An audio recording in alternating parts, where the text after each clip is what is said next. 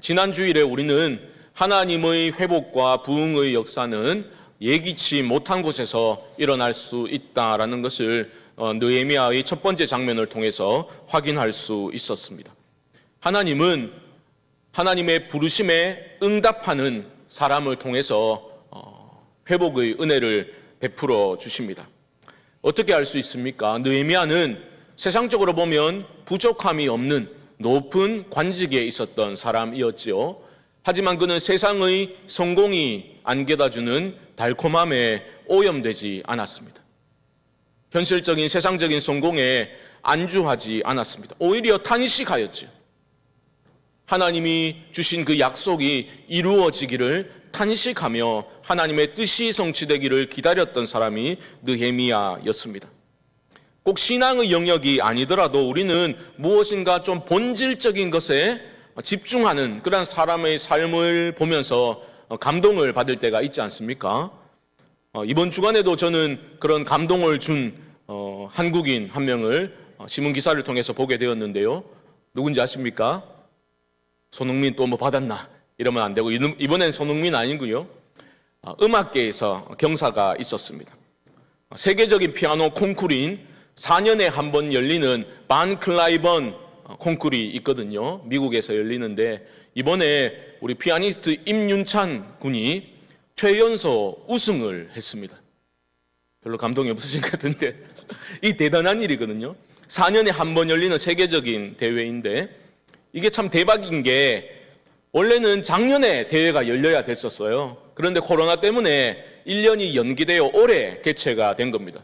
근데 임윤찬 군이 작년에는 만 18세가 안 되어서 작년에 열렸더라면 대회에 참여할 수가 없었던 거죠.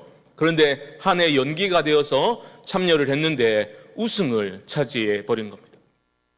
저는 피아노 실력이 너무 뛰어난 것도 참 대단하다 싶었지만 그 관련 인터뷰나 이런 것들을 찾아보면서 참 잔잔한 감동을 느끼게 되었습니다. 왜냐하면 이 친구가 어린 나이인데도 음악을 대하는 태도가 정말 남다르구나라는 것을 느낄 수가 있었기 때문입니다. 큰 상을 받았는데 막 기뻐하고 기쁘다라고 소감을 발표하는 게 아니라 올해 들어서 가장 심란한 날이다. 그렇게 이야기를 했어요. 기쁘다보다는 심란하다. 왜냐하면 내가 너무 큰 상을 받았고 사실 자신은 뭐 우승이나 이런 데에 전혀 관심이 없었고 깊은 음악을 어떻게 하면 청중들에게 전할 수 있을까? 그것만 생각했었다라고 이야기를 하였습니다. 그리고 자기는 할 수만 있으면 그냥 산속에 들어가가지고 그냥 피아노만 치면서 살고 싶다. 뭐 그런 인터뷰 내용도 있었습니다. 그러면서 그 선생님과의 전화 통화에서 이런 이야기가 오갔다고 합니다. 너무 성공했는 일이잖아요. 너무나 성공적인 일이잖아요. 그런데 우리가 눈앞의 성공에 얽매이지 말고 멀리 보고 정말 우리가 음악의 메신저로 좋은 음악을 전파하는 그러한 모습을 보여주자라고 그렇게 다짐을 하였다고 합니다. 놀라운 일이죠. 저는 한편으로는 우리 신앙인들도 그 음악인도 그죠? 산속에 들어가서 피아노만 치고 살고 싶다 이런 얘기 하는데 우리도 하나님의 거룩하신 현존 가운데 하나님의 영광에 압도당하면 그런 마음이 일어날 수 있겠지요. 마치 변화산 위에서 그 주님의 영광스러운 변모된 모습을 보고서 제자들이 이곳이 좋사오니 여기에 머무릅시다라고 주님과만 있고 싶어 했던 그러한 모습, 은혜를 사모하는 그러한 열망, 이런 것들이 우리 신앙인에게도 좀 회복되면 좋지 않겠는가 그런 생각을 해보게 되었습니다. 느헤미야는 세상의 성공이 가져다 주는 것들에 얽매이지 않았습니다.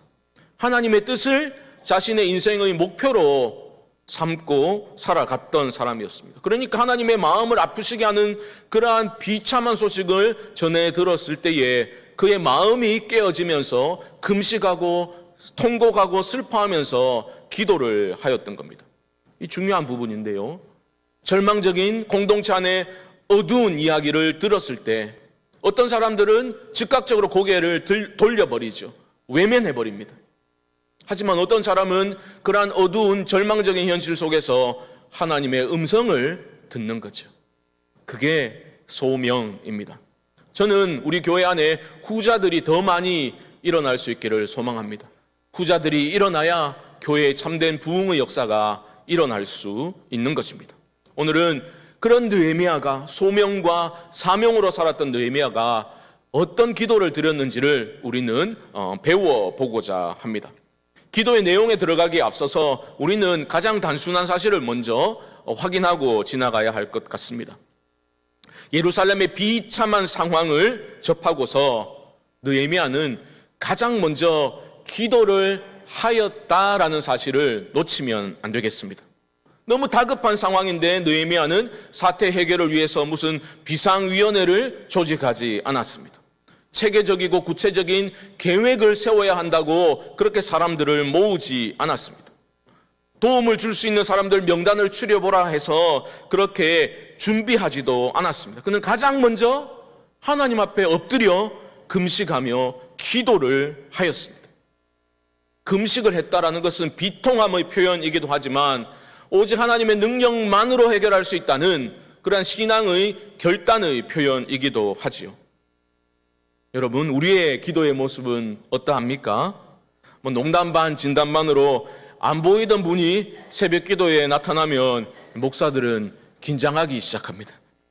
아이고, 저분이 무슨 문제가 있길래 이 새벽에 임재하셨나, 그런 생각을 하게 됩니다. 물론 기도하러 나온다는 건 너무 감사한 일이죠. 그럼 저는 이런 말씀 드리고 싶어요. 이것저것 다 해보고 아이고 진짜 안 되겠다, 그냥 기도라도 한번 해보자. 기도를 최후의 수단으로 삼을 것이 아니라 크고 작은 모든 일들 가운데 하나님께 가장 먼저 엎드려 기도하는 우리 모두가 될 수 있기를 주님의 이름으로 축복합니다. 그렇게 기도하셔야 돼요. 내 힘으로 해결할 수 없는 것들만 맡기는 게 아니라 모든 일들 가운데 기도로 하나님의 도우심을 구할 수 있어야 하는 겁니다. 기도를 하였다 꼭 기억하십시오. 이제 내용을 살펴볼 터인데 기도하는 것 중요하지만 어떻게 기도하는가, 이것 또한 매우 중요하지요. 어떻게라는 것은 어떤 기도의 기교를 말씀드림이 아니라 기도의 원리에 가까운 내용이라고 할 수 있겠습니다. 우리는 세 가지를 배울 수 있는데요. 첫 번째로 느헤미야는 현실의 문제를 묵상하며 기도한 게 아니라 하나님을 묵상하며 기도하였다. 여러분 기억하시기 바랍니다. 5절 말씀 다시 보십시오. 이르되 하늘의 하나님 여호와 크고 두려우신 하나님이여, 주를 사랑하고 주의 계명을 지키는 자에게 언약을 지키시며 긍휼을 베푸시는 주여 간구하나이다.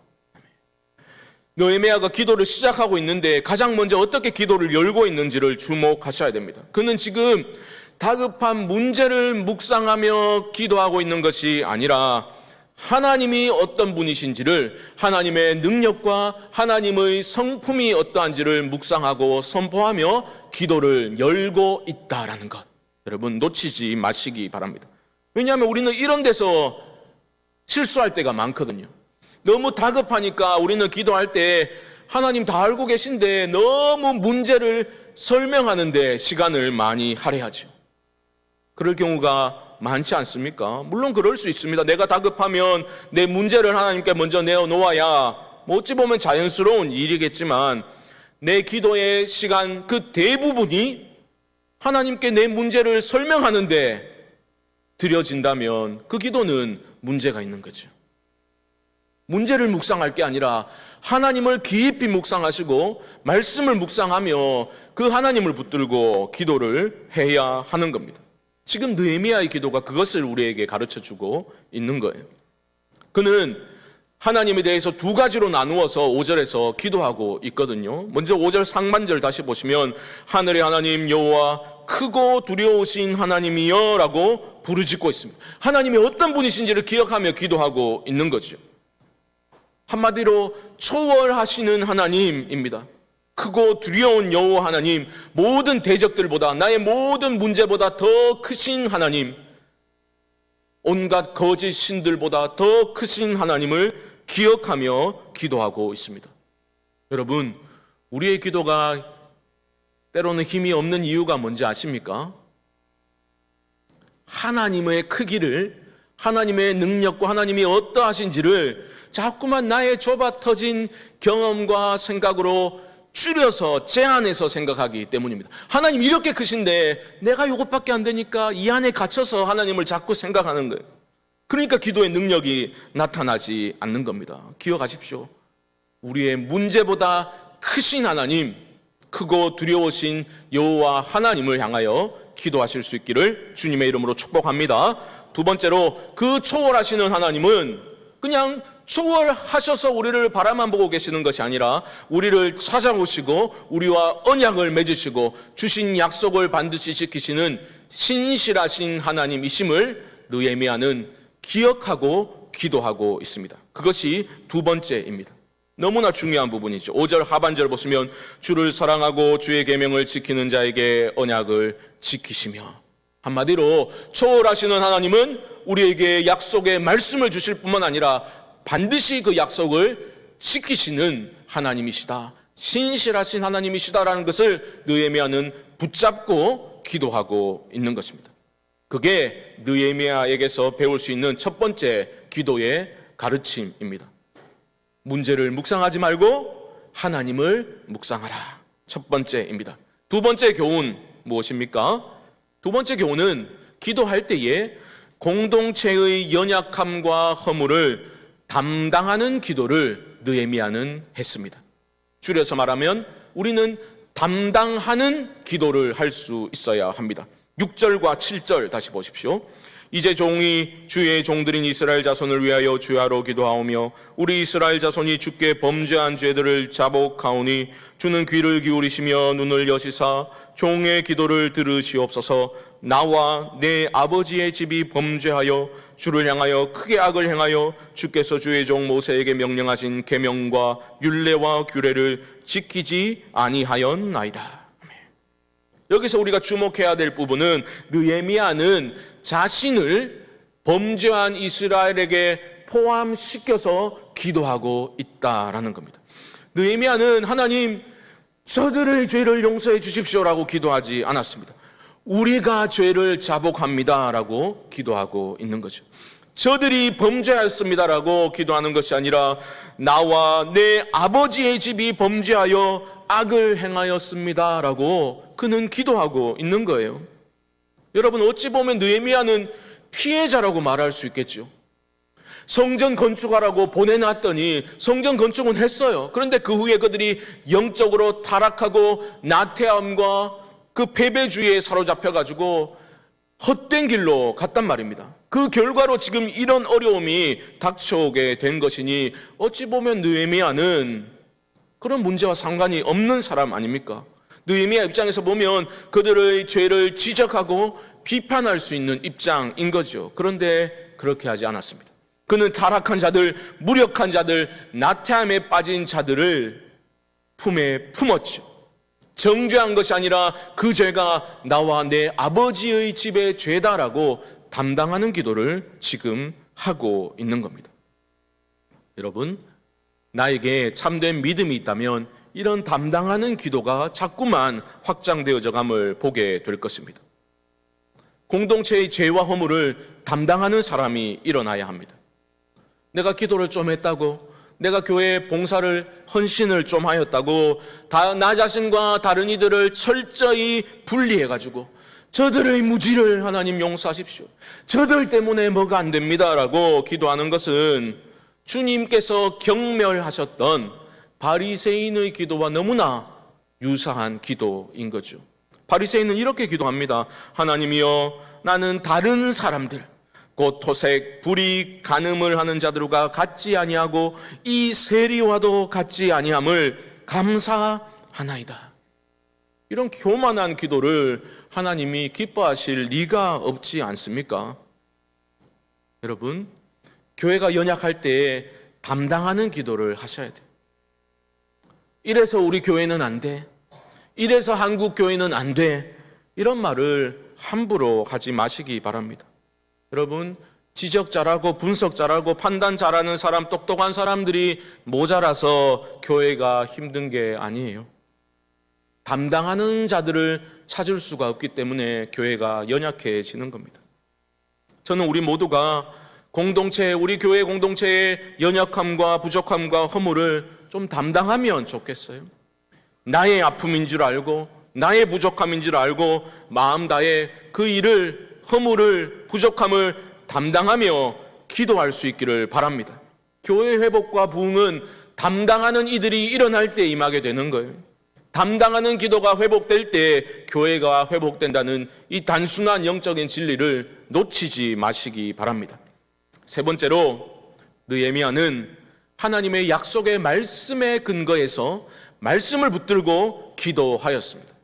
성경을 보더라도 교회사를 보더라도 위대한 기도의 사람들이 보여준 공통점이 바로 이거지요. 나의 필요와 상황에 매몰되어 열정적으로 기도한 게 아니라 하나님의 약속의 말씀에 근거해서 그들은 기도하였습니다. 느헤미야가 그러했죠. 지금 이 비참한 고통의 상황을 하나님의 말씀의 빛 아래서 느헤미야는 해석을 했습니다. 사실은 이런 고통스러운 현실은 우리 때문이잖아요. 우리의 죄악 때문이잖아요.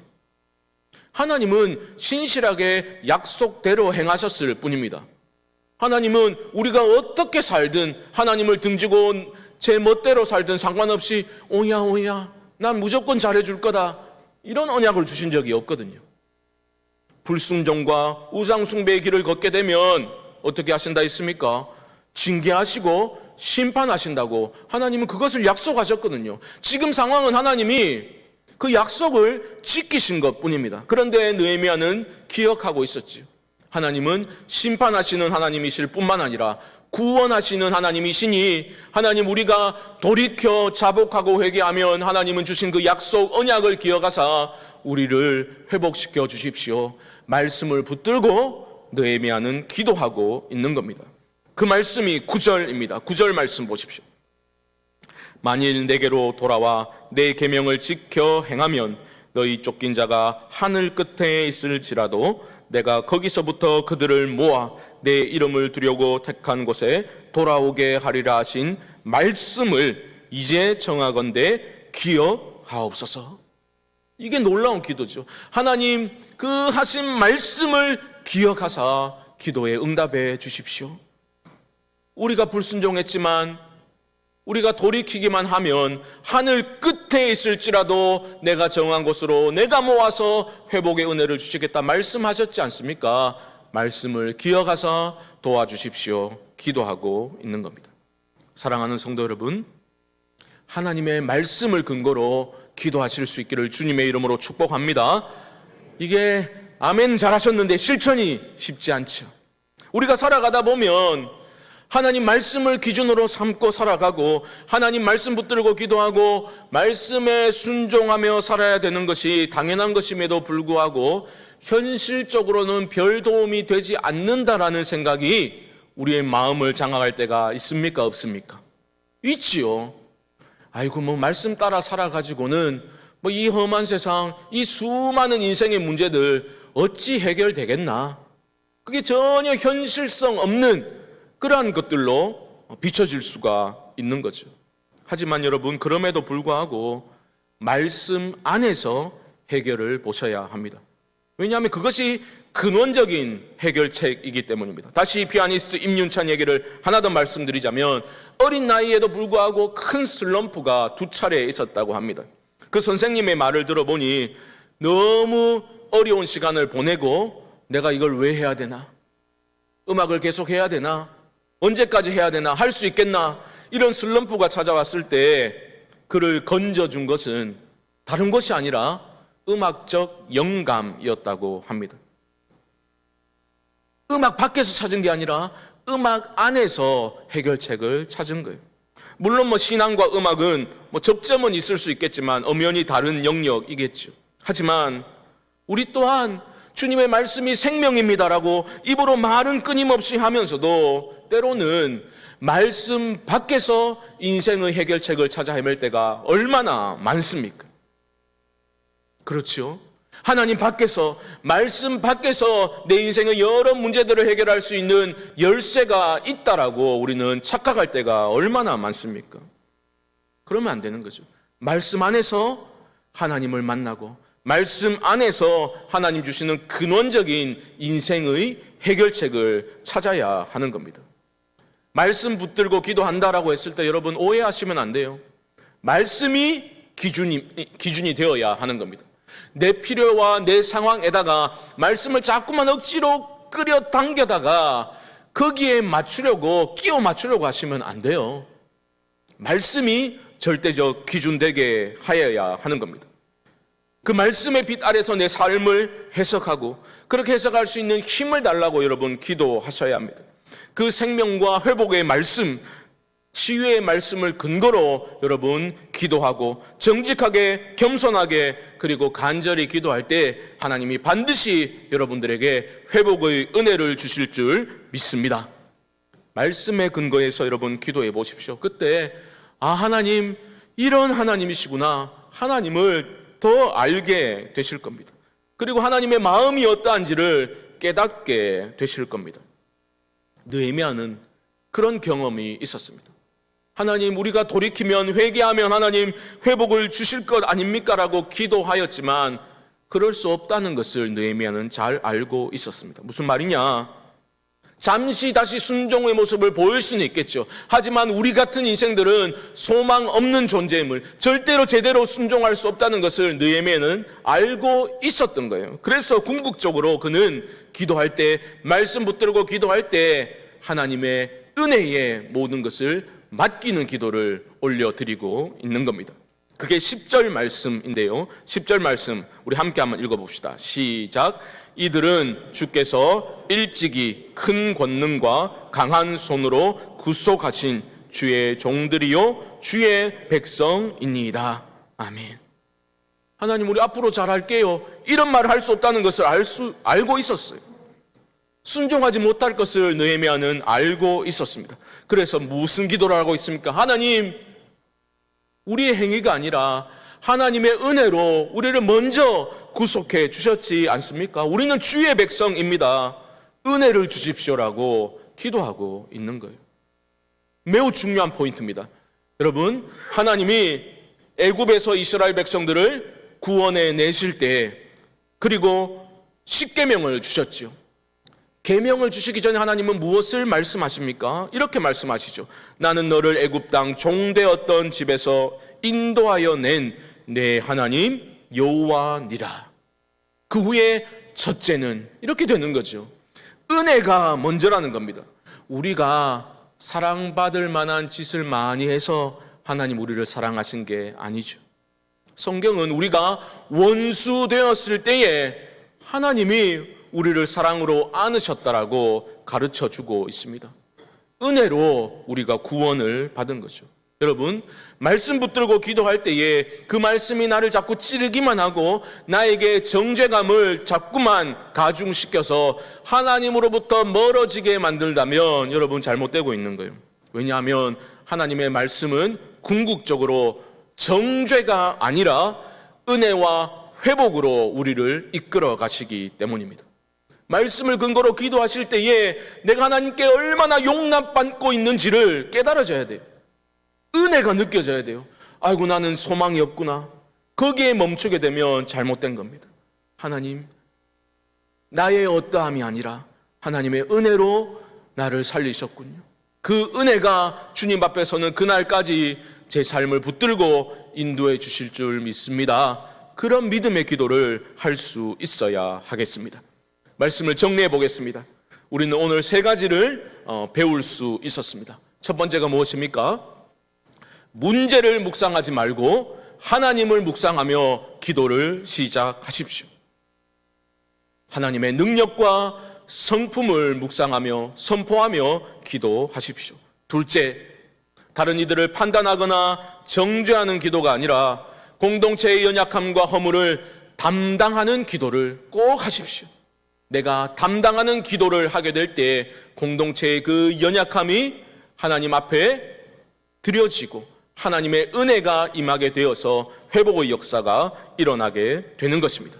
마지막 세 번째, 약속의 말씀을 근거로 기도하시되 말씀 안에 담겨져 있는 그 은혜에 깊이 젖어들어서 그 은혜 안에서 기도하시기 바랍니다. 우리가 어떠하든지 간에 하나님은 우리를 은혜로 보살펴 주십니다.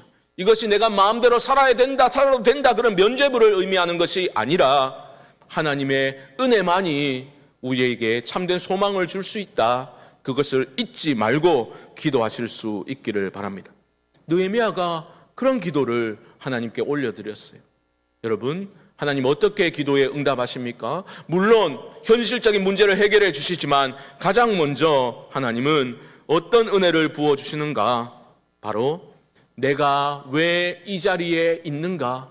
그 이유를 깨닫게 되는 은혜가 임하게 됩니다. 그것이 바로 오늘 본문의 마지막 절인 11절인데요. 11절 하반절은 이렇게 마무리되고 있습니다. 보십시오. 그때에 내가 왕의 술관원이 되었느니라. 이 세상의 성공의 자리가 그냥 내 혼자 그 성공에 안주하면서 잘 먹고 잘 살라고 하나님 이 자리에 있게 하신 게 아니라 느헤미야가 그렇게 기도하였을 때 하나님이 나를 왜 이 자리에 있게 하셨는가 그 이유를 깨닫게 되는 거죠. 그게 소명이요 사명입니다. 여러분들은 무엇을 먹고 사십니까? 인간은 의미를 먹고 살아가는 존재입니다. 그리고 모든 인간은 하나님 안에서 인생의 참된 의미를 발견해야만 제대로 참된 만족을 누리며 살아갈 수 있습니다. 모든 인간은 그렇게 생겨 먹은 겁니다. 왜? 창조주 하나님이 그렇게 창조하셨기 때문입니다. 느헤미야는 인생의 의미를 발견했어요. 하나님이 나를 왜 이 자리에 있겠는지를 분명히 보게 되었습니다. 현실적인 고통의 문제를 가지고 기도를 시작하였지만 하나님은 그의 근원적인 인생의 목마름을 터치하시지요. 이게 놀라운 은혜입니다. 우리 주님은 이 땅을 살아가실 때 어디로부터 와서 어디로 가고 있는지를 분명히 알고 살아가셨던 분이십니다. 마찬가지죠. 우리도 하나님 제대로 만나면 내가 어디로부터 와서 내가 왜 이 자리에 있고 내가 무엇을 위해 살아야 하고 내가 어디로 가야만 하는가 인생의 방향 설정을 분명히 할 수 있게 될 것입니다. 그것이 놀라운 기도 응답인 것이죠. 저는 우리 모두에게 이런 느헤미야에게서 배운 이런 기도가 우리 안에 회복되어서 우리 인생의 참된 목적을 발견하고 하나님 앞에 의미 있는 인생으로 참으로 행복한 인생으로 우리 모두가 살아갈 수 있게 되기를 주님의 이름으로 간절히 축원드립니다.